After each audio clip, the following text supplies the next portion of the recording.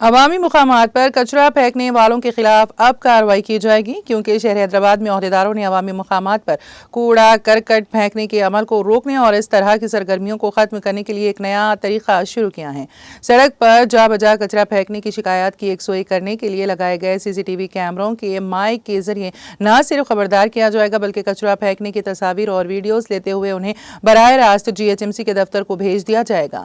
اس طریقہ کار پر opal circle office میں تجرباتی طور پر عمل کیا جا رہا ہے۔ اس طرح سڑک پر کچرا پھینکنے پر 1000 روپے جرمانہ بھی عائد کیا جائے گا۔ اوپل سرکل کے ڈپٹی کمشنر انجے نیلو نے حال ہی میں اس انوکھے تجربے کی شروعات کی ہے۔ چند ماہ قبل اوپل سرکل کی ڈی سی کے طور والے انجے نیلو نے صبح اور رات سڑکوں کے کنارے اور تعمیراتی علاقوں کے قریب کچرا پھینکنے کی شکایات پر یہ پروگرام شروع کیا اور عوامی مقامات پر کوڑا کرکٹ پھینکنے کی عادت کو ختم کرنے میں سی سی کیمروں کا تجربہ کامیاب رہا ہے۔